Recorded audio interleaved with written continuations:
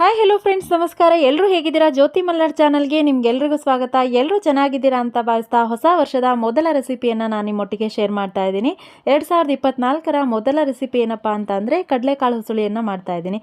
ಅದರಲ್ಲೂ ಇನ್ನೊಂದು ಸ್ಪೆಷಲ್ ಏನಪ್ಪ ಅಂತಂದರೆ ನಾನು ಈರುಳ್ಳಿಯನ್ನು ಬಳಸದೆ ನಾನು ಕಡಲೆಕಾಳು ಹುಸುಳಿಯನ್ನು ಮಾಡಿ ತೋರಿಸ್ತಾ ಇದ್ದೀನಿ. ಸೊ ರೆಸಿಪಿ ಹೇಗೆ ಮಾಡೋದು ಅಂತ ಹೇಳಿ ನೋಡ್ಕೊಬಂದ್ಬಿಡೋಣ ಬನ್ನಿ ಫ್ರೆಂಡ್ಸ್. ಮೊದಲಿಗೆ ನಾನಿಲ್ಲಿ ಮೊಳಕೆ ಬಂದಿರುವಂಥ ಹೆಸರುಕಾಳು ಮತ್ತು ಕಡಲೆಕಾಳನ್ನು ತೊಗೊಂಡು ಒಂದು ಪಾತ್ರೆಯಲ್ಲಿ 1 ಲೋಟ ನೀರನ್ನು ಆ್ಯಡ್ ಮಾಡಿಬಿಟ್ಟು ರುಚಿಗೆ ತಕ್ಕಷ್ಟು ಉಪ್ಪನ್ನು ಆ್ಯಡ್ ಮಾಡಿ ಬೇಯಿಸ್ಕೊಳ್ತಾ ಇದ್ದೀನಿ.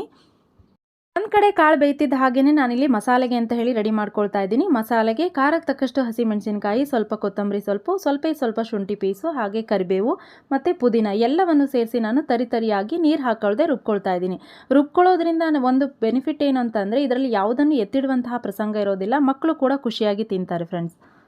ಮಸಾಲೆ ಎಲ್ಲ ರೆಡಿ ಮಾಡ್ಕೊಂಡಿದ್ದಾಯಿತು. ಒಂದು ಕಡಾಯಿಯನ್ನು ತೊಗೊಂಡು 1-2 ಸ್ಪೂನಷ್ಟು ಆಯಿಲನ್ನು ಹಾಕೊಳ್ಳಿ. ಆಯಿಲ್ ಬಿಸಿ ಆದ ಕೂಡಲೇ 1/2 ಸ್ಪೂನಷ್ಟು ಸಾಸಿವೆಯನ್ನು ಹಾಕಿ ಚಿಟಪಟ ಅಂತ ಸಿಡಿದಿದ್ದಾದಮೇಲೆ ಇವಾಗ ರುಬ್ಬಿಟ್ಕೊಂಡಿರುವಂತಹ ಮಸಾಲೆಯನ್ನು ಆ್ಯಡ್ ಮಾಡಿ ಹಸಿ ವಾಸನೆ ಹೋಗೋವರೆಗೂ ಫ್ರೈ ಮಾಡಿ. ಅದಾದಮೇಲೆ ನಾನು ಇಲ್ಲಿ ಈರುಳ್ಳಿಯನ್ನು ಬಳಸ್ತಾ ಇಲ್ಲ, ಆಗಲೇ ಹೇಳಿದ್ದೀನಿ ಈರುಳ್ಳಿಯನ್ನು ಹಾಕ್ತಾ ಇಲ್ಲ ಅಂತ ಹೇಳಿ. ಬೇಯಿಸಿಟ್ಕೊಂಡಿರುವಂತಹ ಕಾಳುಗಳನ್ನು ಹಾಕಿ ಸ್ವಲ್ಪ ಹೊತ್ತು ಫ್ರೈ ಮಾಡಿ ಉಪ್ಪು ಕರೆಕ್ಟಾಗಿದೆಯಾ ಅಂತ ಹೇಳಿ ನೋಡ್ಕೊಂಡಿದ್ದಾದಮೇಲೆ 1/4 ಸ್ಪೂನಷ್ಟು ಅರಿಶಿನ ಪುಡಿಯನ್ನು ಹಾಕಿ 1-2-3 ಸೆಕೆಂಡ್ಸ್ ಫ್ರೈ ಮಾಡಿಬಿಟ್ಟು ನಂತರ 1 ಬೌಲ್ ಅಷ್ಟು ತೆಂಗಿನಕಾಯಿ ತುರಿಯನ್ನು ಹಾಕೊಳ್ಳಿ. ತುಂಬ ಚೆನ್ನಾಗಿರುತ್ತೆ, ಡಿಫ್ರೆಂಟ್ ಆಗಿರುತ್ತೆ ಟೇಸ್ಟು. ಮಕ್ಕಳು ಕೂಡ ಇಷ್ಟಪಡ್ತಾರೆ. ಮತ್ತು ಇದರಲ್ಲಿ ಯಾವುದೂ ಕೂಡ ಎತ್ತಿಡುವಂತಹ ಪ್ರಸಂಗ ಡೈರೆಕ್ಟಾಗಿ ನಾನು ಯಾವುದನ್ನು ಕೂಡ ಆ್ಯಡ್ ಮಾಡಿಲ್ಲ. ಸೊ ಈ ಥರ ಮಾಡಿಕೊಟ್ರೆ ಎಲ್ರಿಗೂ ಕೂಡ ಇಷ್ಟ ಆಗುತ್ತೆ.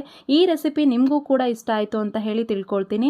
ಹಾಗೆ ಇಷ್ಟ ಆದಲ್ಲಿ ಪ್ಲೀಸ್ ಲೈಕ್ ಮಾಡೋದನ್ನು, ಶೇರ್ ಮಾಡೋದನ್ನು ಮರಿಬೇಡಿ. ಕಮೆಂಟ್ ಮಾಡಿ. ಹಾಗೆ ಯಾರೆಲ್ಲ ಇನ್ನೂ ಸಬ್ಸ್ಕ್ರೈಬ್ ಆಗಿಲ್ಲ ಸಬ್ಸ್ಕ್ರೈಬ್ ಆಗಿ ಫ್ರೆಂಡ್ಸ್. ಸಬ್ಸ್ಕ್ರೈಬ್ ಆದವರಿಗೆ ಧನ್ಯವಾದಗಳು. Thank you friends.